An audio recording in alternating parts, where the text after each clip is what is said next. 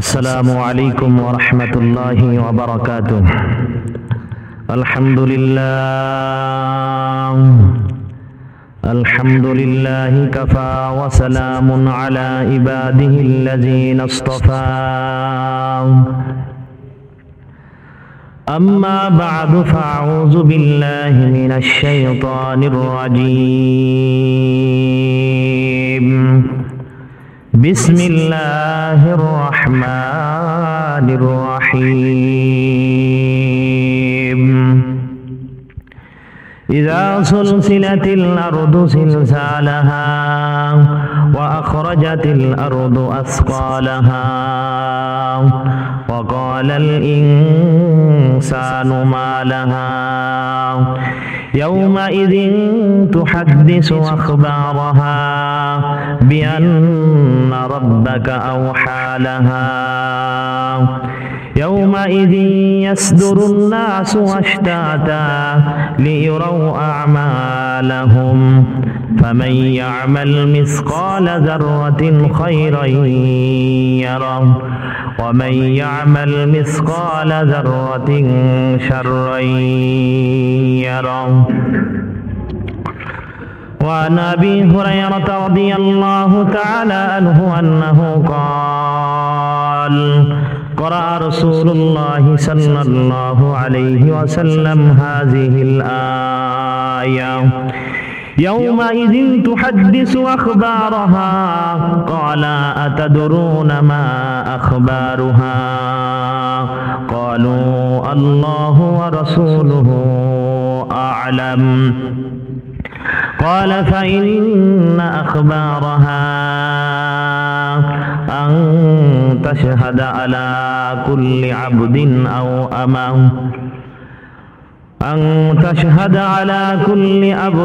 أو أمة بما عمل على ظهرها أن تقول عمل كذا وكذا يوم كذا فهذه أخبارها، أو كما قال عليه الصلاة والسلام. الحمد لله রব্বে কারিমের দরবারে লাখো কোটি শুকর ও সুজুদ, যেই মহান আল্লাহ রব্বুল ইজ্জত দয়া করে মেহেরবানি করে আমাদের মতো অধম বান্দাদেরকে তার মহান হুকুম মাগরিবের নামাজ জামাতের সাথে পড়ার সুযোগ করে দিয়েছেন। সেই সাথে সাথে পবিত্র কালামুল্লাহ শরীফ থেকে এবং নবীজি সাল্লাল্লাহু আলাইহি ওয়াসাল্লামের হাদিস থেকে কিছু কথা বলবার ও শ্রবণ করবার মতো তৌফিক এনায়েত করলেন। সেই মহান আল্লাহ রাব্বুল ইজ্জতের দরবারে সকলেই অন্তরের অন্তরস্থল থেকে শুকরিয়া আদান বলি আলহামদুলিল্লাহ। সম্মানিত হাজিরিন, আপনাদের সামনে পবিত্র কালামুল্লাহ শরীফের অনেক গুরুত্বপূর্ণ এবং ফজিলতপূর্ণ ৮ আয়াত বিশিষ্ট একটি সূরা তেলাওয়াত করেছি। যে সূরার নাম হলো সূরাতুল জিলজাল। তো আজকে আমরা সূরাতুল জিলজালের তাফসীর শুনবো ইনশাআল্লাহ তাআলা। এটি এমন একটি সূরা যে সূরাটির উপরে আমি আপনি যদি আমল করতে পারি তাহলে দুনিয়া এবং আখিরাত উভয় জগতেই আমি আপনি সফল হতে পারবো। সুবহানাল্লাহ বলেন। সম্মানিত হাজিরিন, এই সূরার ভিতরে ৮টি আয়াতে কারিমা রয়েছে, আর সূরার নাম হলো সূরাতুল জিলজাল।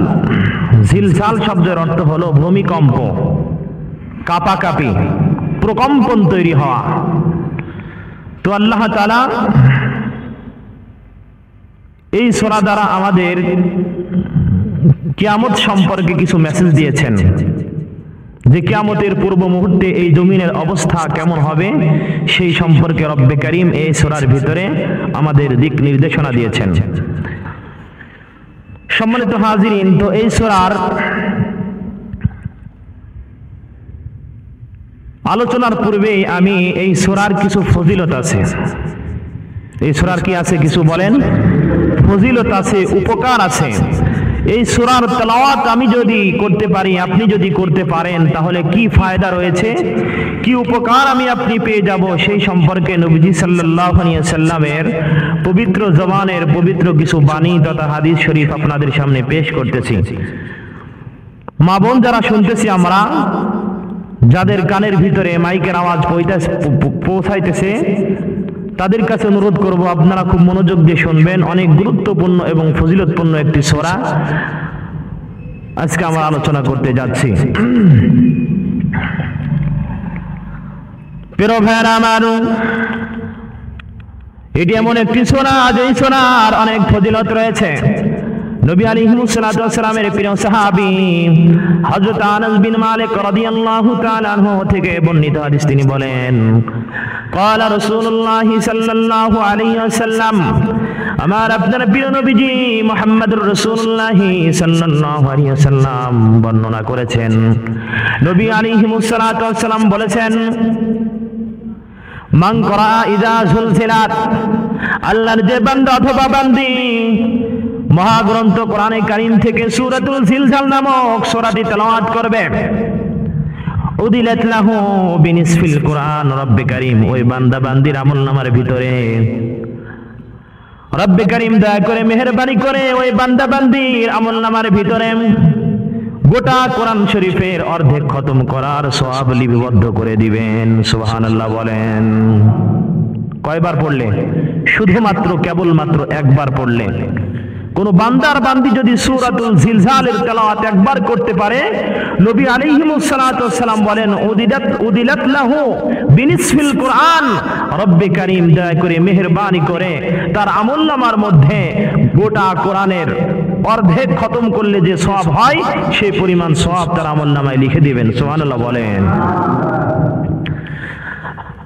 অপর বর্ণনায় এসেছে, وعن علي بن ابي طالب رضي الله تعالى عنه انه قال, নবীজির প্রিয় জামাতা হযরত আলী ইবনে আবি তালিব রাদিয়াল্লাহু তাআলা আনহু থেকে বর্ণিত হাদিস, তিনি বলেন, قال رسول الله সাল্লাল্লাহু আলাইহি ওয়াসাল্লাম, আমার আপনার হৃদয়ের স্পন্দন আকা নামদার তাজদার মদিনা জনাবে মুহাম্মদুর রাসূলুল্লাহ সাল্লাল্লাহু আলাইহি ওয়াসাল্লাম বলেছেন, মান করা ইযা সুলসিলাত, আল্লাহর কোন বান্দার বান্দি যদি কোরআনে কারীম থেকে সূরাতুল জিলজালের তেলাওয়াত করে, আরবা মাররাতিন, চারবার। কয়বার বলেন? চারবার যদি কোন বান্দা বান্দি সূরাতুল জিলজালের তেলাওয়াত করতে পারে, নবীজি বলেন, কানা কামান করাল কোরআনা কুল্লাহু, তাহলে ওই ব্যক্তির মতো সওয়াব পেয়ে যাবে যে গোটা কোরআনে কারীম খতম করেছে। সুবহানাল্লাহ বলেন। তাহলে চারবার পড়লে যে বান্দার বান্দি সূরাতুল জিলজালের তেলাওয়াত কয়বার করবে? চারবার। রব্বে কারীম তার আমলনামার ভিতরে গোটা কোরআনের এ টু জেড শুরু থেকে নিয়ে শেষ পর্যন্ত খতম করলে যে সওয়াব হয়, রব্বে কারীম দয়া করে মেহেরবানি করে তার আমলনামার মধ্যে গোটা কোরআন শরীফ খতম করার সওয়াব লিপিবদ্ধ করে দিবেন। সুবহানাল্লাহ বলেন। তাহলে ফজিলত কম না বেশি? আচ্ছা বলেন তো, গোটা কোরআন শরীফ এ টু জেড শেষ করতে কতটুকু সময় লাগবে? অনেক সময় লাগবে। আর এমন অনেক বান্দা বান্দি আছে যাদের তো কোনোদিন সৌভাগ্য হয় নাই যে কোরআনে শুরু থেকে কি করবে, শেষ পর্যন্ত খতম করবে। যাদের পক্ষে সম্ভব না, নবী আলাইহিস সালাতু ওয়াস সালাম তাদের জন্য খোশ খবরি দিয়েছেন, সুসংবাদ দিয়েছেন। নবীজি বলেছেন, তোমরা যদি তোমাদের আমলনামার মধ্যে গোটা কোরআন শরীফ খতম করার সওয়াব অর্জন করতে চাও, তাহলে তোমরা সূরাতুল জিলজালের তেলাওয়াত 4 বার করে নাও। সুবহানাল্লাহ বলেন।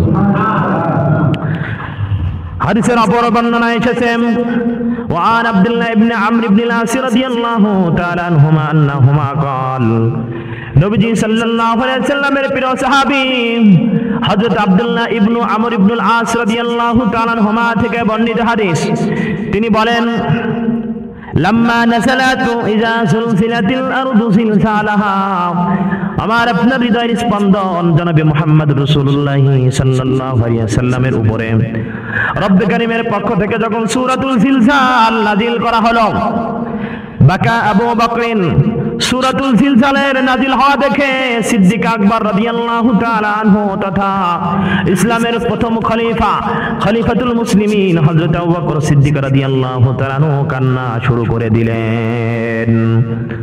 فقال النبي صلى الله عليه وسلم সিদ্দিক আকবর রাদিয়াল্লাহু তাআলা এর কান্না দেখে নবীজি সাল্লাল্লাহু আলাইহি ওয়াসাল্লাম বললেন, লাউলা আন্নাকুম তুখতিউনা ওয়া তুযনিবুনা, ও আবু বকর তুমি শোনো, আমার উম্মতের লোকেরা যদি সামান্য পরিমাণ ভুলবশত গুনাহ যদি না করত, যদি তাদের অপরাধ সংগঠিত না হতো, ওয়া ইয়াগফিরুল্লাহু লাকুম, আর আল্লাহ যদি তোমাদেরকে তোমাদের গুনাহ ক্ষমা না করতেন, লা খালাকা উম্মাতান, তাহলে রব্বে কারীম অন্য আরেকটি জাতি তৈরি করতেন, আরেকটি জাতি সৃষ্টি করতেন। ইউখতিউনা, তারা গুনাহ করত, তারা ভুলবশত গুনাহ করত, ওয়া ইউযনিবুনা, এবং তারা অপরাধ করত, ওয়া ইয়াগফিরু লাহুম, রব্বে কারীম তাদের সমস্ত গুনাহ খাতাকে maaf করে দিত এবং তাদের অপরাধগুলোকে ক্ষমা করে দিত। বলেন সুবহানাল্লাহ। কেন ক্ষমা করে দিত? ইন্নাহু হুয়াল গফুরুর রহিম, নিশ্চয় রব্বে কারীম গফুর, মহা ক্ষমাশীল। বলেন সুবহানাল্লাহ। আর রহিম পরম করুণাময়। এখন রব্বে কারীম আমার আপনার গুনাহ যদি ক্ষমা না করেন, তাহলে রব্বে কারীমের যে সিফতি নাম আছে আল গফফার, মহা ক্ষমাশীল। আল গফফার মানে কি? মহা ক্ষমাশীল। আমার আপনার ভুলগুলা যদি রব্বে কারীম ক্ষমা না করতে পারতেন, যদি ক্ষমা না করতেন, তাহলে রব্বে কারীমের গফফার নাম প্রকাশ পেত না। রব্বে কারীমের সিফাত, রব্বে কারীমের একটা গুণ হলো তিনি বান্দার অপরাধকে ক্ষমা করবেন। এখন আমার আপনার দ্বারা যদি ছোটখাটো গুনাহ না হতো, ভুলবশত যদি গুনাহ না হতো, রব্বে কারীম কাকে ক্ষমা করতেন? আর কাকেই ক্ষমা করে রব্বে কারীমের গফফার নাম প্রকাশ করতেন। সুবহানাল্লাহ বলেন। তাহলে ভুলবশত, অনিচ্ছাকৃত ভাবে অথবা যে কোনো কারণ বশত গুনাহ হয়ে যাওয়াটা এটা কোনো মারাত্মক বিষয় নয়। কোনো কি না বলেন? মারাত্মক বিষয় নয়। কারণ নবী আলাইহিস সালাম বলেছেন, লাউলা আন্নাকুম তুখতিউনা, যদি তোমরা গুনাহ না করতে, যদি তোমাদের গুনাহ না হয়ে যেত। এর দ্বারা উদ্দেশ্য এই নয় যে নবীজি সাল্লাল্লাহু আলাইহি ওয়াসাল্লাম গুনাহ করার প্রতি উদ্বুদ্ধ করেছেন, বরং এর দ্বারা উদ্দেশ্য হলো ভুলবশত, কোনো কারণবশত যদি আমার আপনার আমলনামার ভিতরে গুনাহ হয়, আমি আপনি যদি গুনাহ করে ফেলি, তখন রব্বে কারীম আমার আপনার গুনাহ যে ক্ষমা করবেন, এটা বোঝানো এই হাদিস দ্বারা উদ্দেশ্য। হযরত আবু বকর সিদ্দিক রাদিয়াল্লাহু তাআলা আনহু কান্না শুরু করলেন। ফি riwayatin উখরা, হাদিসের অপর বর্ণনায় এসেছে, সিদ্দিক আকবর রাদিয়াল্লাহু তাআলা আনহু এই সূরা যখন নাজিল হওয়ার সময় তিনি যখন কান্না শুরু করলেন, নবী আলাইহিস সালাম সিদ্দিক আকবরকে জিজ্ঞাসা করলেন, মা ইউবকিকা, ও আমার প্রিয় সাহাবী আবু বকর তুমি কেন কাঁদো? কোন জিনিসে তোমাকে কাঁদায়? সিদ্দিক আকবর রাদিয়াল্লাহু তাআলা আনহু বললেন, ইয়া রাসূলুল্লাহ, আমরা তো অনেক ভালো কাজ করি, আবার আমাদের অজান্তে অনিচ্ছাকৃত ভাবে তো ভুলবশত গুনাহ হয়ে যায়, এই জন্য আমি কান্না করি যে রব্বে কারীমের দরবারে আমাদের এই গুনাহগুলোর হিসাব কিভাবে আমরা দিব। এই কথা বলার পরে নবী আলাইহিস সালাম বললেন, সিদ্দিক আকবর তুমি শোনো, তোমাদের ভুলবশত ছোটখাটো যে সমস্ত অন্যায় গুনাহ হয়ে যায়, রব্বে কারীম তোমাদের আমল দ্বারা দুনিয়াতে বিভিন্ন বিপদ আপদ দিয়ে তোমাদের ওই গুনাহগুলিকে রব্বে কারীম দুনিয়ায় মাফ করে দেন। সুবহানাল্লাহ জোরে বলেন। তাহলে আল্লাহ তাআলার প্রিয় বান্দাদের কোনো গুনাহ যদি ভুলবশত অনিচ্ছাকৃতভাবে হয়ে যায়, রব্বে কারীম বান্দার দুনিয়ার বিভিন্ন বালা মুসিবত দিয়ে বিভিন্ন আমলের দ্বারা রব্বে কারীম ওই ছোটখাটো গুনাহগুলিকে মাফ করিয়ে তাকে দুনিয়া থেকে জান্নাতের উপযুক্ত বানিয়ে মৃত্যু দান করেন। সুবহানাল্লাহ বলেন। সম্মানিত হাজিরিন,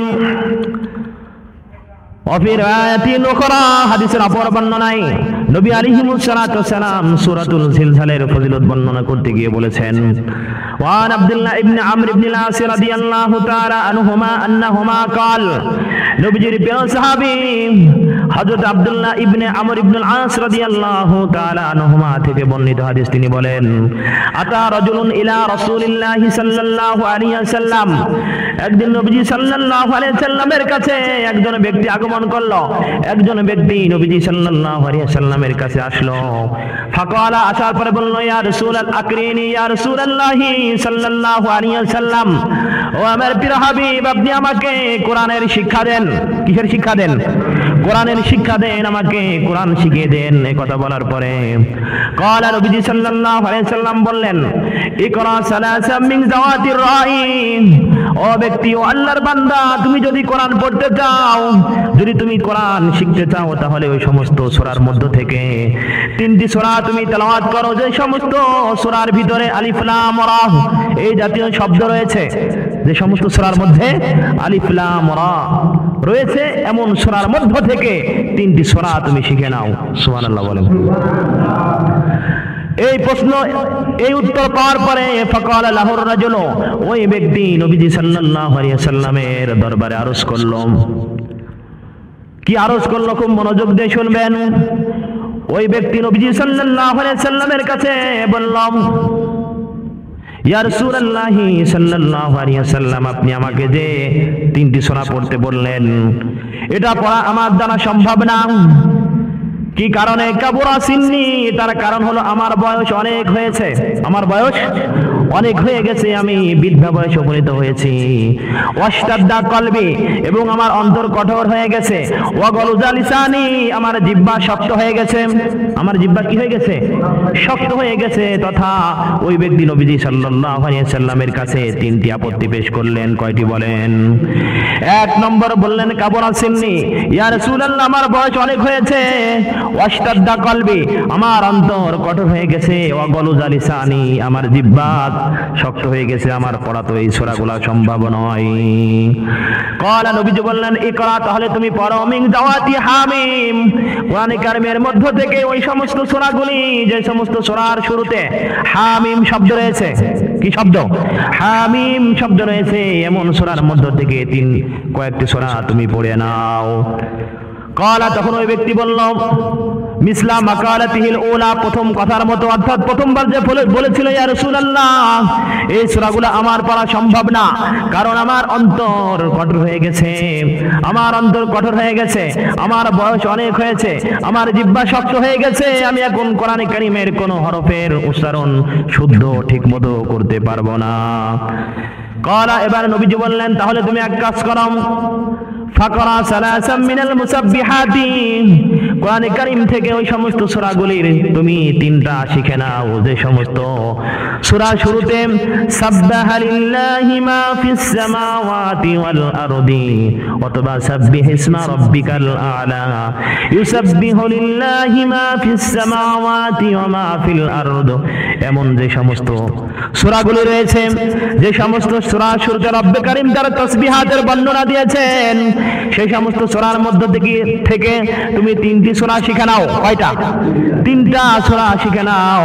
এই কথা বলার পরে ক্বালা, ওই ব্যক্তি নবীজি সাল্লাল্লাহু আলাইহি সাল্লামের কাছে বলল, ইয়া রাসূলুল্লাহ, আমার দ্বারা সম্ভব না। মিসলা মাকালাতিহি, ওই ব্যক্তি আবার সেই পূর্বের কথার মতো কথা বলল, তথা আমার দ্বারা সম্ভব না। ওই আগের 3টা আপত্তি আবার পেশ করলাম।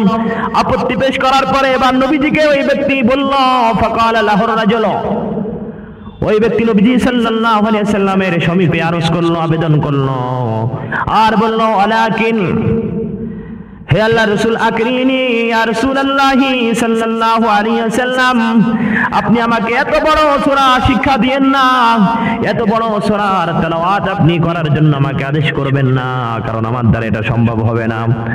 বরং আকরিনি ইয়া রাসূলুল্লাহ সাল্লাল্লাহু আলাইহি ওয়াসাল্লাম সূরাতান জামিয়াতান, আপনি আমাকে এমন একটি সূরা শিখিয়ে দেন, এমন একটি সূরার তেলাওয়াত আপনি আমাকে শিখিয়ে দেন, যে সূরাকে বলা হয় জামে, অর্থাৎ এমন সূরা যে সূরার ভিতরে অন্য কোনো বিষয় ঢোকার কোনো সুযোগ থাকবে না, এবং যে সূরা থেকে কোনো বিষয় বাদ দেওয়ার কোনো অপশন থাকবে না। সুবহানাল্লাহ বলেন। এই ব্যক্তি বলল, ইয়া রাসূলুল্লাহ, আপনি যে বড় বড় সূরার কথা বললেন, এগুলা পড়া আমার মতো বুড়ার দ্বারা সম্ভব না, বরং আপনি আমাকে এমন একটি জামে, এমন একটি মানে সূরা আমাকে শিক্ষা দিন, যে সূরা থেকে কোনো বিষয় বাদও দেওয়া যাবে না, আবার অতিরিক্ত কোনো বিষয় সূরার ভিতরে ঢোকারও কোনো অপশন থাকবে না, এমন একটি সূরা আমাকে শিক্ষা দেন। এই কথা বলার পরে ফাআকরাহু, নবীজি সাল্লাল্লাহু আলাইহি সাল্লাম ওই আল্লাহর বান্দাকে শিক্ষা দিলেন, ইযা যুলজিলাতিল আরদু জিলজালাহা ওয়া আখরাজাতিল আরদু আসকালাহা وقال الإنسان ما لها يومئذ تحدث أخبارها। سبحان الله বলেন। নবী আলাইহিস সালাতু ওয়াস সালাম ওই ব্যক্তিকে সূরাতুল জিলজাল তেলাওয়াত করে শুনিয়ে দিলেন। সুবহানাল্লাহ বলেন। হাত্তা ইযা ফারাগা মিনহা, এক পর্যায়ে নবী আলাইহিস সালাতু ওয়াস সালাম যখন এই সূরাতুল জিলজালের তেলাওয়াত শেষ করলেন, সূরা জিলজালের তেলাওয়াত কি করলেন? শেষ করলেন, পড়া যখন সমাপ্ত করলেন, ফাকাল আর-রাজুল, তখন ওই ব্যক্তি বললাম, ওয়াল্লাযী বাসাকা বিল হাক্কি নাবিয়ান, আমি আল্লাহর শপথ করে বলতেছি যে রব্বে কারীম আপনাকে সত্য নবী হিসাবে দুনিয়াতে পাঠিয়েছে, ওই রব্বে কারীমের শপথ করে আমি আপনার কাছে বলতেছি, লা আযীদু আলাইহা আবাদা, এই সূরার উপরে আর আমি অতিরিক্ত কোনো আমল করব না, কোনো সূরা আর শিখব না। সুম্মা আদবারার রাজুল, এই কথা বলার পরে ওই ব্যক্তি, ওই আল্লাহর বান্দা আল্লাহর নবী সাল্লাল্লাহু আলাইহি সাল্লামের দরবার ছেড়ে চলে যাওয়া শুরু করে দিলেন। যখন ওই ব্যক্তি চলা শুরু করলেন, ফাকালান নবী সাল্লাল্লাহু আলাইহি সাল্লাম, তখন নবীজি সাল্লাল্লাহু আলাইহি সাল্লাম উপস্থিত সাহাবা کرامকে লক্ষ্য করে বললেন, আফলাহার রুয়াইজিল, আফলাহার রুয়াইজিল, এই ব্যক্তি সফল হয়ে গেছে, এই ব্যক্তি সফল হয়ে গেছে। জোরে জোরে বলেন সুবহানাল্লাহ। তাহলে এটি এমন একটি সূরা, এই সূরার ভিতরে এমন কিছু বিষয় রব্বে কারীম আলোকপাত করেছেন, যদি এই বিষয়গুলোর উপরে আমি আপনি সহ কিয়ামত পর্যন্ত যত উম্মতি দুনিয়াতে আগমন করবে, সকলেই যদি এই সূরাটাকে নিজের জীবনে ফিট করতে পারে, যদি আমল করতে পারে, এই সূরায় তার জীবন চেঞ্জ হওয়ার জন্য যথেষ্ট হয়ে যাবে। সুবহানাল্লাহ বলেন। যেমন এই সাহাবীর বেলা হয়েছে, সাহাবী বলছে, ইয়া রাসূলুল্লাহ, ওয়াল্লাযী বাআসাকা বিল হাক্কি নাবিয়ান, ওই আল্লাহর শপথ করে আমি বলতেছি, কসম করে বলতেছি যে রব্বে কারীম আপনাকে সত্য নবী হিসাবে পাঠিয়েছে, লা আযীদু আলাইহা আবাদা, আমি এই সূরার উপরে আর কোনো সূরা অতিরিক্ত শিখব না, এটাই আমার জন্য যথেষ্ট হয়ে যাবে। নবীজি বললেন, আফলাহার রুয়াইজিল, আফলাহার রুয়াইজিল, তুমি যদি সূরার উপরে পরিপূর্ণরূপে আমল করতে পারো তাহলে তুমি সফল হবে দুনিয়াতেও এবং আখিরাতেও। সুবহানাল্লাহ বলেন। তাহলে সূরার গুরুত্ব কম না বেশি? শিখার দরকার আছে কি নাই? আল্লাহ তাআলা আমাদের সকলকে এই সূরার তেলাওয়াত প্রতিদিন সর্বনিম্ন 4 বার করে করার তৌফিক দান করুক, বলেন আমিন। এবার এই সূরার আলোচনার দিকে আমি যাইতেছি। প্রিয় ভাইরা আমার, রব্বে কারীম এই সূরার ভিতরে বলেছেন, ইযা সুলসিলাতিল আরদু জিলজালাহা, ইযা যখন সুলসিলাতিল আরদু, এই জমিনকে কাঁপানো হবে, জিলজালাহা মারাত্মকভাবে, এই জমিনকে যখন মারাত্মকভাবে কাঁপিয়ে তোলা হবে, প্রকম্পন করানো হবে, কি করা হবে বলেন? কাঁপিয়ে তোলা হবে। অর্থাৎ হযরত ইসরাফিল আলাইহিস সালাম যখন কিয়ামতের জন্য প্রথমবার ফুৎকার দিবেন, তখন গোটা জমিন কেঁপে উঠবে, তখন গোটা জমিন কি উঠবে? এই মাটি কেঁপে উঠবে, প্রকম্পন শুরু হয়ে যাবে, জমিনের ভিতরে ভূমিকম্প শুরু হয়ে যাবে। ওয়া আখরাজাতিল আরদু আসকালাহা, মুফাসসিরগণ বলেছেন এই ভূমিকম্পটা, জমিনের ভিতরে এই প্রকম্পনটা কখন শুরু হবে? হযরত ইসরাফিল আলাইহিস সালাম সর্বমোট সিংহার ভিতরে 3 বার ফুৎকার দিবেন। কয়বার? 3 বার ফুৎকার দিবেন। দ্বিতীয়বার যখন ফুৎকার দিবেন তখন ওয়া আখরাজাতিল আরদু আসকালাহা, এই জমিন তার ভিতরে যত ভারী জিনিস আছে সকল ভারী জিনিসকে বাইরে বের করে দিবে। সকল ভারী জিনিসকে কি করবে বলেন? বাইরে বের করে দিবে, বাইরে নিক্ষেপ করে দিবে। ভারী জিনিস দ্বারা কি উদ্দেশ্য? নবীজি সাল্লাল্লাহু আলাইহি সাল্লামের চাচাতো ভাই রাইসুল মুফাসসিরিন হযরত আব্দুল্লাহ ইবনে আব্বাস রাদিয়াল্লাহু তাআলা আনহুমা বলেছেন, আখরাজাতিল আরদু আসকালাহা, আই আখরাজাতিল আরদু মাউতাহা, অর্থাৎ জমিন তার নিচে বাবা আদম আলা নবিয়িনা আলাইহিস সালাতু ওয়াস সালাম থেকে নিয়ে কিয়ামতের পূর্ব মুহূর্ত পর্যন্ত যত মানুষ এবং প্রাণী এই মাটির নিচে যাদেরকে কবরস্থ করা হয়েছিল, সকল মৃত মানুষদেরকে এই মাটি ভিতর থেকে উপরে বের করে দিবে। কি করবে বলেন? যত প্রাণী আছে, যত মানুষকে এই মাটির নিচে কবরস্থ করা হয়েছে, এই জমিনের নিচে দাফন করা হয়েছে, এই জমিন সকল মানুষগুলাকে উপরে বের করে দিবে, নিক্ষেপ করে দিবে। এই আয়াতের ব্যাখ্যা স্বয়ং নবীজি সাল্লাল্লাহু আলাইহি সাল্লাম করেছেন। কে করেছেন? স্বয়ং নবীজি সাল্লাল্লাহু আলাইহি ওয়াসাল্লাম ওয়া আখরাজাতিল আরদু আসকালাহা আয়াতের তাফসীর করেছেন। দুনিয়ার কোনো মানব করে নাই, বরং যার উপরে কোরআনে কারীম নাজিল করা হয়েছে আমার আপনার হৃদয়ের স্পন্দন আকা নামদার তাজাদার মদিনা জনাবে মুহাম্মদ রাসূলুল্লাহ সাল্লাল্লাহু আলাইহি ওয়াসাল্লাম আয়াত কারিমার তাফসীর নিজে করতে গিয়ে বলেছেন নবীজির সাহাবী হযরত আবু হুরায়রা রাদিয়াল্লাহু তাআলা আনহু থেকে বর্ণিত হাদিস ওয়া আন আবি হুরায়রা রাদিয়াল্লাহু তাআলা আনহু আন্নাহু قال নবীজি সাল্লাল্লাহু আলাইহি ওয়াসাল্লামের প্রিয় সাহাবী হযরত আবু হুরায়রা রাদিয়াল্লাহু তাআলা আনহু থেকে বর্ণিত হাদিস তিনি বলেন قال রাসূলুল্লাহ সাল্লাল্লাহু আলাইহি ওয়াসাল্লাম আমার আপনার হৃদয়ের স্পন্দন আকা নামদার তাজাদার মদিনা জনাবে মুহাম্মদ রাসূলুল্লাহ সাল্লাল্লাহু আলাইহি ওয়াসাল্লাম বলেছেন ও দুনিয়ার মানুষরা তোমরা শোনো ওয়া আখরাজাতিল আরদু আসকালাহা জমিন তার ভিতরের সমস্ত ভারী জিনিসকে বাইরে বের করে দেবে। এর মর্ম কি, এর ব্যাখ্যা কি আমি নবীজি তোমাদেরকে শোনাইতেছি। নবীজি সাল্লাল্লাহু আলাইহি ওয়াসাল্লাম এবার বলেন তুলকিল আরদু আফলাজা কাবিদিহা এই জমিন তার ভিতরের সমস্ত কলিজার টুকরাগুলোকে বের করে দিবে। সমস্ত কলিজার টুকরাকে কি করবে? কলিজার টুকরা তার উদ্দেশ্য হলো ভিতরের গুরুত্বপূর্ণ জিনিসগুলা, ভিতরের জমিনের ভিতরে যত গুরুত্বপূর্ণ জিনিস আছে সকল গুরুত্বপূর্ণ বিষয়গুলা জমিন বের করে দিবে। আমসাল আল উসতানি বিশাল বিশাল খাম্বার মতো মিনাজ যাহাবি ওয়াল ফিদ্দা এই দুনিয়ার মধ্যে থেকে সব থেকে মূল্যবান এবং দামি জিনিসের নাম হলো সোনা এবং রূপা, ঠিক কিনা বলেন? তো জমিনের নিচে যে দামি দামি সোনা আছে, রূপা আছে, যখন রব্বে কারিমের পক্ষ থেকে ইসরাফিল আলাইহিস সালাম কিয়ামতের জন্য সিংহার ভিতরে ফুৎকারে দিবেন, তখন জমিন তার নিচে যত দামি মহামূল্যবান স্বর্ণ রূপা আছে সকল স্বর্ণ রূপার খনিগুলাকে বিশাল বিশাল খাম্বার মতো করে বাইরে উগরিয়ে দিবেন, বের করে দিবেন। কিয়ামতের পূর্বে কি হবে?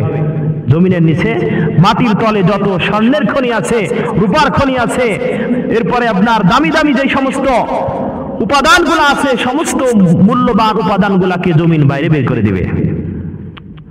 এরপরে নবী আলাইহিস সালাম কি বলেন শোনেন। নবী আলাইহিস সালাম বলেছেন ফায়াজিউল কাতিল একজন হত্যাকারী ব্যক্তি এই সম্পদের কাছে স্বর্ণরূপার স্তূপের কাছে এসে হাজির হয়ে যাবে, স্বর্ণরূপার স্তূপের কাছে এসে হাজির হবে, উপস্থিত হয়ে যাবে। ফায়াকুল অতবার বলবে ফি হাজা হায় হায় এই সম্পদের জন্য কতালতু আমি একজন ভাইকে অন্যায়ভাবে হত্যা করেছিলাম। নাউজুবিল্লাহ বলেন। ওয়ায়াজিউল কাতিউ এরপরে আত্মীয়তার সম্পর্ক ছিন্নকারী ব্যক্তি এসে হাজির হয়ে যাবে। ফায়াকুল সে বলবে ফি হাজা কতাতু রাহিমি হায় আফসোস এই সম্পদের জন্য এই টাকা পয়সার মহব্বতের জন্য আমি আমার নিকটতম আত্মীয়তার সাথে আত্মীয়তার সম্পর্ক ছিন্ন করেছিলাম। নাউজুবিল্লাহ বলেন। ওয়ায়াজিউ সারিকো এবার চোর এসে হাজির হয়ে যাবে। কে? চোর যারা চুরি করে, চোর এসে এই সম্পদের স্তূপের কাছে স্বর্ণরূপার স্তূপের কাছে হাজির হয়ে যাবে। ফায়াকুল বলবে ফি হাজা কুতিয়াদি হায় আফসোস আমি দুনিয়াতে এই সম্পদের জন্য এই সম্পদের মহব্বতে পড়ে চুরি করেছিলাম, যার কারণে আমার হাত কেটে দেওয়া হয়েছিল। আমার হাত কি করা হয়েছিল? কেটে দেওয়া হয়েছিল। এভাবে এক একজন অপরাধী এসে তারা নিজেদের অপরাধ স্বীকার করবে। এরপরে কি হবে শোনেন। সুম্মা তাদউনাহু এই স্বর্ণরূপার স্তূপগুলা এই মানুষদেরকে আহ্বান করতে থাকবে আর বলতে থাকবে ও হত্যাকারী আমার লোভে যে তোমরা দুনিয়াতে তোমার ভাইকে অন্যায়ভাবে হত্যা করেছিলে, খুন করেছিলে, অন্যায়ভাবে তাকে হত্যা করেছিলে, চুরি করেছিলে, আত্মীয়তার সম্পর্ক ছিন্ন করেছিলে, আজকে আমি সম্পদ পড়ে আছি আমাকে তোমরা গ্রহণ করো, আমাকে তোমরা কি করো? গ্রহণ করো। এই কথা স্বর্ণরূপা বলতে থাকবে। রব্বে কারিমের কুদরতি কারিশমায় তাদের জবান খুলে দেওয়া হবে। তারা এই সমস্ত মানুষদেরকে নিজেদের প্রতি আহ্বান করতে থাকবে, ডাকতে থাকবে, বলবে আমাদেরকে তোমরা নাও যত পারো। নবী আলাইহিস সালাম স্পষ্ট বলেছেন এই ঘোষণা যখন স্বর্ণরূপা মানুষদেরকে দিবে ফালা ইয়াখুযুনা মিনহু শাইআ তখন আল্লাহর কোন বান্দা বান্দি ওখান থেকে সামান্য পরিমাণ সোনারূপা গ্রহণ করবে না। কারণ শেষ, কারণ কি দুনিয়ার হায়াতের জিন্দেগি শেষ হয়ে যাবে, মানুষ বুঝবে যে কিয়ামত চলে এসেছে, এগুলা নিয়ে আর আমার এখন কোনো প্রয়োজন নাই। তাহলে আখরাজাতিল আরদু আসকালাহা, জমিন তার সমস্ত ভারী জিনিসকে, গুরুত্বপূর্ণ জিনিসকে, মহামূল্যবান জিনিসকে বের করে দেওয়া দ্বারা উদ্দেশ্য হলো এই জমিনের নিচে যত গুপ্ত ধন আছে, স্বর্ণ আছে, রূপা আছে, মণিমুক্তা যাই বলেন না কেন, যত মূল্যবান উপাদান আছে সবকিছুকে বাইরে বের করে দিবে। কিন্তু এগুলা নেওয়ার মতো কোনো মানুষ খুঁজে পাওয়া যাবে না। কখন ঘটবে? কিয়ামতের মুহূর্তে ঘটবে। কেন হবে? কেন জমিন তার সমস্ত ভারী জিনিসকে বের করে দিবে? তার কারণ পরে আসতেছে। রব্বে কারীম 3 নম্বর আয়াত কারিমার ভিতরে বলেছেন ওয়াকালাল ইনসানু মা লাহা, যখন জমিনের ভিতরে প্রকম্পন শুরু হয়ে যাবে, জমিন যখন বিকট ভাবে, মারাত্মক ভাবে কাঁপাকাঁপি করবে, এবং জমিন থেকে যখন মানুষ উঠতে থাকবে, মরা মানুষগুলা যখন জীবিত হয়ে উঠতে থাকবে, এবং স্বর্ণরূপা যখন জমিনের ভিতর থেকে বের হতে থাকবে, তখন মানুষেরা বলবে মালাহা, জমিনের কি হলো? এই জমিনের কি হলো যে তার ভিতর থেকে সবকিছু বের করে দিতেছে? এবার আল্লাহ বলেন ইয়াউমাইযিন তুহাদ্দিসু আখবারাহা, সেই দিন জমিন তার সমস্ত গোপন খবর ওপেন করে দিবে। কিয়ামতের আগ মুহূর্তে, কিয়ামতের সময় জমিন তার সমস্ত গোপন খবরকে, গোপন সংবাদকে ওপেন করে দিবে, প্রকাশ করে দিবে। এই আয়াতের তাফসীর নবী আলাইহিস সালাম নিজে করেছেন, সুবহানাল্লাহ বলেন। জমিন সেদিন তার সমস্ত গোপন সংবাদ ওপেন করার উদ্দেশ্য কি? নবীজি সাল্লাল্লাহু আলাইহি ওয়াসাল্লামের প্রিয় সাহাবী হযরত আবু হুরায়রা রাদিয়াল্লাহু তাআলা আনহু থেকে বর্ণিত হাদিস, তিনি বলেন করা রাসূলুল্লাহ সাল্লাল্লাহু আলাইহি ওয়াসাল্লাম, একদিন নবী আলাইহিস সালাম আমাদের সামনে হাযিহিল আয়াহ, এই সূরা তেলাওয়াত করলেন। ওই সূরার এই আয়াত তথা ইয়াউমাইযিন তুহাদ্দিসু আখবারাহা, এই আয়াত আমাদের সামনে তেলাওয়াত করলেন। কে তেলাওয়াত করলেন বলেন? নবীজি আলাইহিস সালাম। হযরত আবু হুরায়রা রাদিয়াল্লাহু তাআলা আনহু বলেন, একদিন নবীজি সাল্লাল্লাহু আলাইহি ওয়াসাল্লাম আমাদের সামনে সূরাতুল জিলজালের আয়াতে কারিমা তথা ইয়াউমাইযিন তুহাদ্দিসু আখবারাহা, আয়াতে কারিমা আমাদের সামনে তেলাওয়াত করলেন। কওয়ালা, এরপরে বললেন আতাদরুনা মা আখবারুহা, ও আমার সাহাবীরা তোমরা বলো তো দেখি জমিনের গোপন সংবাদ বলতে কি বোঝানো হয়েছে? জমিনের গোপন সংবাদ কি বোঝানো হয়েছে এর দ্বারা? বলো তো দেখি তোমরা জানো কিনা? এর উত্তর ক্বালু, সকল সাহাবী এক বাক্যে উত্তর প্রদান করলো আল্লাহু ওয়া রাসূলুহু আ'লাম। ইয়া রাসূলুল্লাহ, ইয়া হাবিবাল্লাহ, আমাদের এই উত্তর জানা নাই। আল্লাহ এবং তার রাসূলই ভালো জানে, আল্লাহ এবং তার রাসূল ভালো জানেন। এই কথা বলার পরে ক্বালা, নবী আলাইহিস সালাম বললেন ফা ইন্না আখবারাহা আন তাশহাদা আলা কুল্লি আবদিন আও আমাতিন বিমা আমিলা আলা যহরিহা। আমার আপনার হৃদয়ের স্পন্দন আকে নামদার তাজাদের মদিনা জনাবে মুহাম্মদুর রাসূলুল্লাহ সাল্লাল্লাহু আলাইহি ওয়াসাল্লাম তখন নিজে বললেন, ও আমার সাহাবীরা শোনো, জমিনের গোপন সংবাদ দ্বারা উদ্দেশ্য হলো এই জমিনের উপরে আল্লাহর কোন বান্দা আর বান্দি যদি কোনো আমল করে, চাই সেটা ভালো অথবা খারাপ হোক, কাল কিয়ামতের ময়দানে রব্বে কারীমের সামনে এই জমিন বান্দার পক্ষে অথবা বিপক্ষে সাক্ষী দিয়ে দিবে। আন তাশহাদা আলা কুল্লি আবদিন আও আমাতিন বিমা আমিলা আলা যহরিহা, জমিন তার বান্দার বিরুদ্ধে সাক্ষী দিবে, বান্দা এই জমিনের উপরে দাঁড়িয়ে কি গুনাহের কাজ করেছিল সেই সম্পর্কে। নাউজুবিল্লাহ বলেন। এই একটা কথাই যথেষ্ট না বলেন পরিবর্তন হওয়ার জন্য? জমিনের কোনো জবান আছে? কথা বলতে পারে, কিন্তু তখন কথা বলবেন কিভাবে? একটু পরে আসছে আল্লাহ বলেছেন বিয়ান্না রাব্বাকা আও হালাহা, জমিন কেন কথা বলবে? আমি রব্বে কারীম জমিন অর্ডার করব, আদেশ করব, যার কারণে জমিনের জবান খুলে যাবে। জমিনের কি হবে বলেন? জবান খুলে যাবে। জমিন, আমি আপনি জমিনের যেই জায়গায় দাঁড়িয়ে যেই গুনাহ করি না কেন, সমস্ত গুনাহের গোপন সংবাদ কিয়ামতের ময়দানে রব্বে কারীমের সামনে কোটি কোটি কোটি কোটি জনতার সামনে ওপেন করে দিবে। তাহলে আমাদের ছাড় পাওয়ার কোনো অপশন আছে বলেন? কোনো কায়দা আছে? হ্যাঁ, আমরা তার শূন্যের উপরে দাঁড়িয়ে গুনাহ করি না, করি? কোথায় দাঁড়িয়ে গুনাহ করি? আল্লাহর এই জমিনের উপরে। যেখানে যে অবস্থায় যতটুকু পরিমাণ আমি গুনাহ করি না কেন, রব্বে কারীমের সামনে জমিনের ওই অংশগুলা, এখানে আমি যদি গুনাহ করি এই অংশ আল্লাহর সামনে দাঁড়িয়ে যাবে। মনে করেন চুয়াডাঙ্গা শহরের উপরে দাঁড়িয়ে গুনাহ করেছি, ওখানকার জায়গা ওই অংশের মাটি রব্বে কারিমের সামনে দাঁড়িয়ে যাবে। ঢাকায় বসে আমি গুনাহ করেছি, যেই জমিনের যেই অংশ আমি গুনাহ করেছি ওই জমিনের অংশ রব্বে কারিমের সামনে আমার আপনার বিপক্ষে সাক্ষী প্রদানের জন্য দাঁড়িয়ে যাবে। নবী আলাইহিস সালাম বলেন, ফাহাজিহি আখবারুহা, ও আমার সাহাবীরা, এটাই হলো জমিনের গোপন সংবাদ, যে আমি তুমি জমিনের উপরে যে গুনাহ করেছি জমিন সব বলে দিবে। এই একটা কথাই যথেষ্ট আমার আপনার পরিবর্তন হওয়ার জন্য, ঠিক কিনা জোরে বলেন। এই জন্যই বলেছি, ওই যে সাহাবী বলছে আল্লাহ রাসূল আমাকে এমন একটু সূরা শিক্ষা দিবেন যে সূরার ভিতরে আর নতুন কিছু ঢোকানোরও প্রয়োজন হবে না, এখান থেকে কোনো কিছু বাদও দেওয়া যাবে না। আল্লাহু আকবার কাবীরা, সুবহানাল্লাহি বুকরাতাও ওয়া আসীলা। রব্বে কারীম সকল মেসেজ সব কিছু ওপেনলি আমাদের সামনে স্পষ্ট করেছেন। এরপরও যদি আমার আপনার দুর্ভাগ্যক্রমে যদি আমরা নসিহত আর উপদেশ গ্রহণ না করতে পারি, এই ব্যর্থতা আমার আপনার নিজের, ঠিক কিনা বলেন। وفي حديث آخر, হাদিসের অপর বর্ণনায় নবী আলাইহিস সালাতু ওয়াস সালাম বলেছেন, তাহাফফাজু মিনাল আরদি, ও আমার উম্মতিরা তোমরা শুনে রাখো, জমিন থেকে তোমরা সাবধানতা অবলম্বন করবা। জমিন থেকে কি করবা? সাবধানতা অবলম্বন করবা, জমিন থেকে তোমরা সতর্ক হয়ে থাকবা। কেন? ফাইন্না উম্মুকুম, কেননা এই জমিন তোমাদের মা তুল্য। জমিন তোমাদের কি তুল্য? মা তুল্য। এরপর নবী আলাইহিস সালাতু ওয়াস সালাম বলেছেন, ওয়া ইন্নাহু লাইসা মিন আহাদিন আমিলুন আলাইহা খায়রান আও শাররান ইল্লা ওয়া হিয়া মুখবিরাতুন। কেন জমিনের ব্যাপারে তোমরা সাবধানতা অবলম্বন করবা, সতর্ক হবা, তার কারণ আমি নবীজি তোমাদের সামনে সুস্পষ্ট করে দিতেছি। তার কারণ হলো, ওয়া ইন্নাহু লাইসা মিন আহাদিন আমিলুন আলাইহা খায়রান আও শাররান, কারণ আল্লাহর যে বান্দার বান্দি জমিনের উপরে ভালো কাজ করুক আর খারাপ কাজ করুক না কেন, ইল্লা হিয়া মুখবিরাতুন, এই জমিন রব্বে কারীমের সামনে দাঁড়িয়ে বান্দা বান্দির সকল ভালো আর খারাপ আমলের কথা বলে দিবে। ভালো আমল করলেও জমিন কি দিবে? সাক্ষী দিবে। সুবহানাল্লাহ বলেন।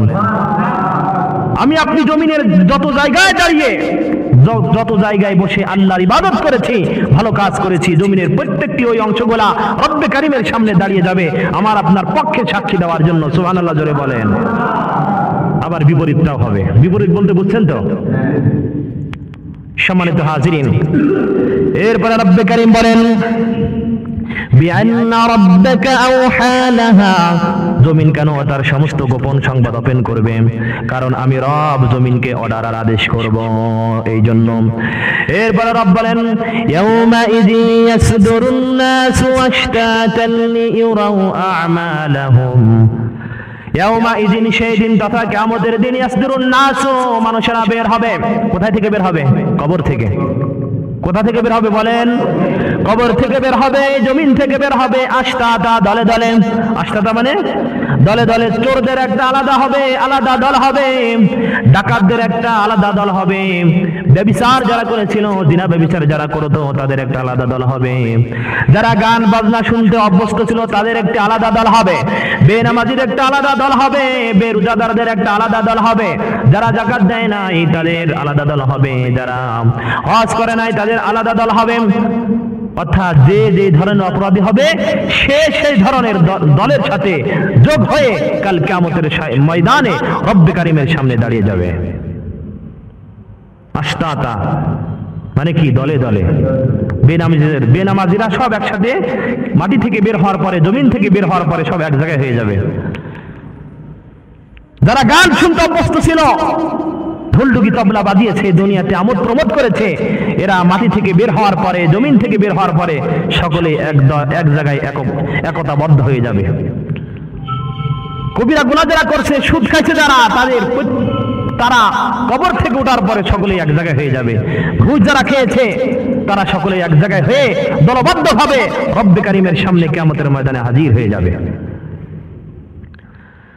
সম্মানিত হাজিরিন, এই আয়াতে কারিমার তাফসীর নবী আলাইহিস সালাম নিজে করেছেন। সুবহানাল্লাহ বলেন। নবী আলাইহিস সালাম বলেছেন ক্বালা রাসূলুল্লাহি সাল্লাল্লাহু আলাইহি ওয়াসাল্লাম, আমার আপনার প্রিয় নবীজি সাল্লাল্লাহু আলাইহি ওয়াসাল্লাম বলেছেন মা মিন আহাদিন ইয়াউমাল কিয়ামাতি ইল্লা ওয়া ইয়ালুমু নাফসাহু, কিয়ামতের ময়দানে যতই ভালো মানুষ থাকুক না কেন আর খারাপ মানুষ থাকুক না কেন, প্রত্যেকটা মানুষ কিয়ামতের ময়দানে নিজেকে ধিক্কার জানাতে থাকবে। নিজেকে কি করবে বলেন? ধিক্কার জানাতে থাকবে, নিজের প্রতি আফসোস করতে থাকবে। এরপর নবীজি বলেন ফা ইন কানা মুহসিনান, ওই ব্যক্তি যদি সে নেককার হয়ে থাকে, যদি সে ভালো আমলকারী হয়ে থাকে, তাহলে সেও নিজেকে নিজের উপরে আফসোস দিতে থাকবে, নিজেকে ধিক্কার দিতে থাকবে। কেমন ধিক্কার দিবে?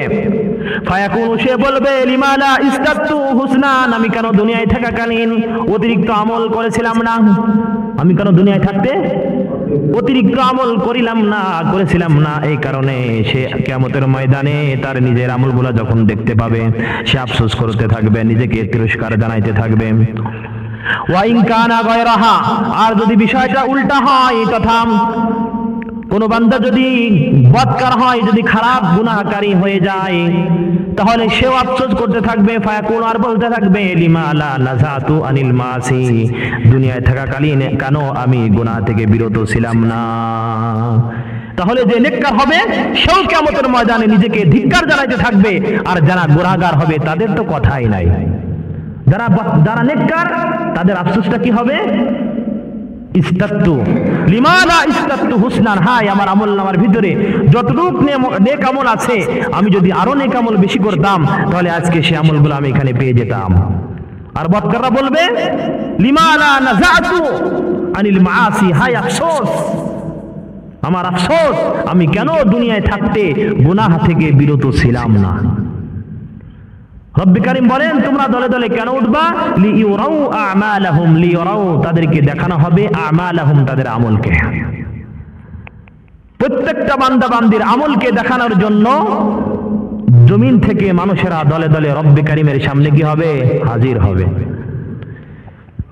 সম্মানিত হাজিরিন, এরপর রব্বি কারীম বলেন فمن يعمل مثقال ذرة خيرا يره ومن يعمل مثقال ذرة شرا يره।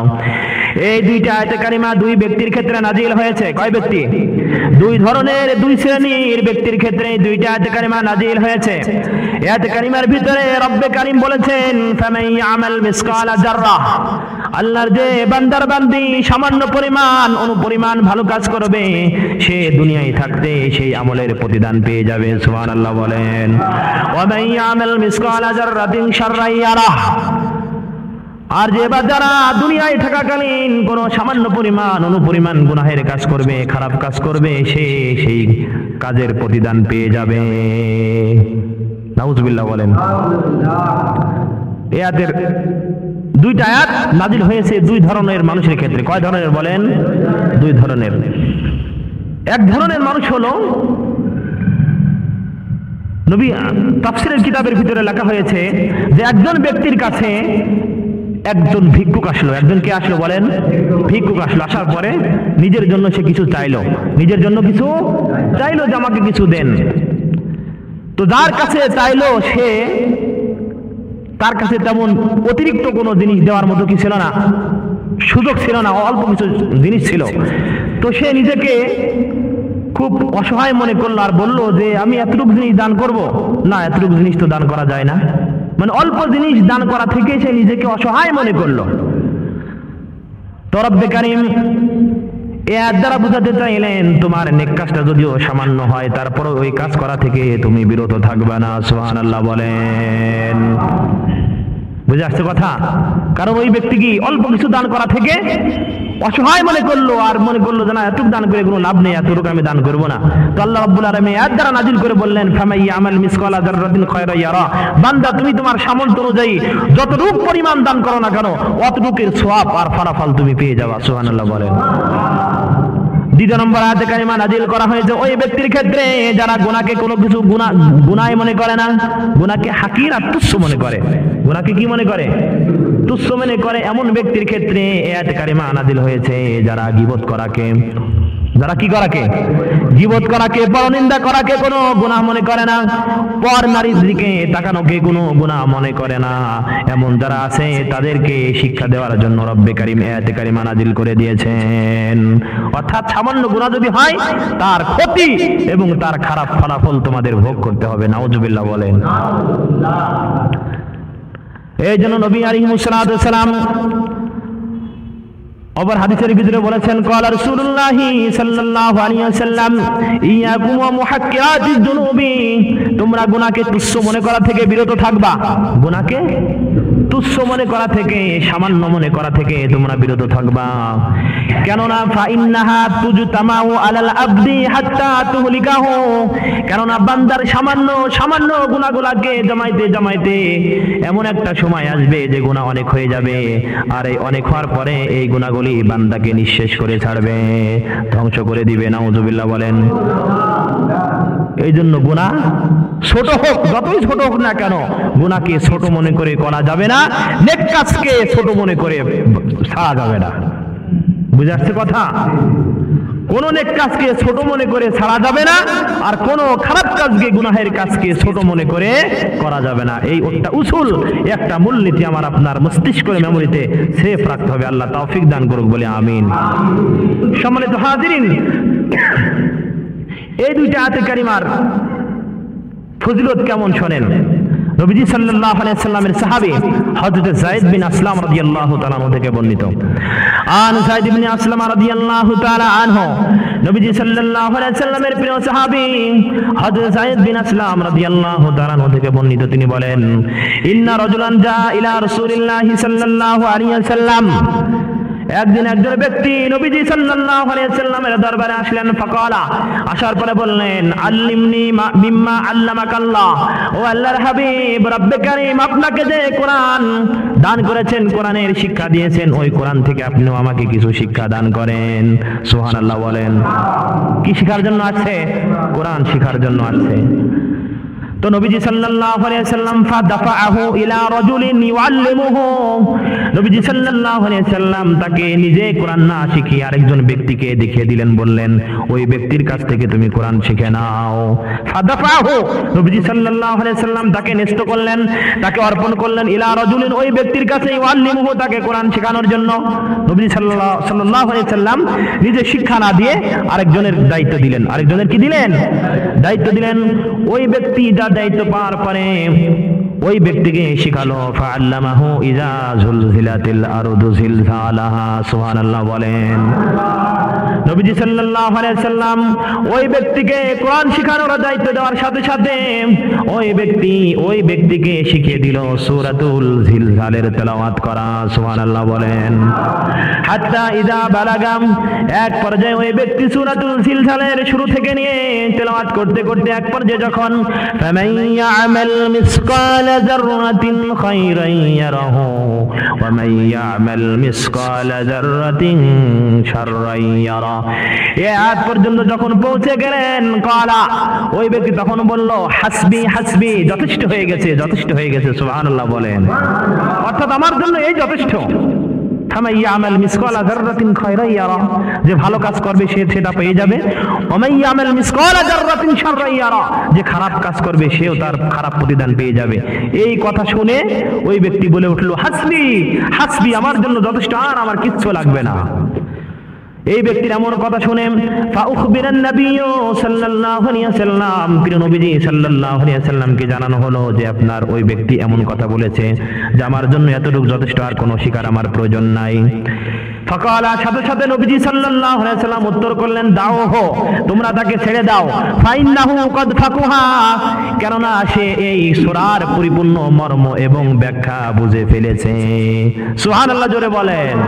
কারণ রব্বে কারীম এই সূরা দ্বারা বান্দা বান্দিকে কি শিক্ষা দিতে চেয়েছেন, কি মেসেজ দিতে চেয়েছেন, এই আল্লাহর বান্দা সেটা বুঝে ফেলেছে, যার কারণে সে বলেছে হাসবি হাসবি, এই আমার জন্য যথেষ্ট, এই সূরাই আমার জন্য যথেষ্ট। সুবহানাল্লাহ জোরে বলেন। তাহলে সূরা গুরুত্ব কম না বেশি? ফজিলত কম না বেশি? শিখবো তো আমরা ইনশাআল্লাহ। আল্লাহ তৌফিক দান করুক। নবী সাল্লাল্লাহু আলাইহি ওয়াসাল্লাম যে সূরা শিখার ব্যাপারে গ্যারান্টি দিয়েছেন, ওই সূরাগুলো আমি আপনি শিখলেও আমার আপনার জীবন চেঞ্জ হবে, আমি আপনি দুনিয়ার জীবনেও সফল হতে পারবো, আখিরাতের জীবনেও সফল হতে পারবো। সুবহানাল্লাহ বলেন। সম্মানিত হাজিরিন, হাদিসের ভিতরে নবী আলাইহিস সালাতু ওয়াস সালাম বলেন, একজন মুমিন বান্দা গুনাহ করার সময় প্রত্যেকটা গুনাহকে সে পাহাড়ের মতো ভারী মনে করে। কিসের মতো বলেন? পাহাড়ের মতো ভারী মনে করে।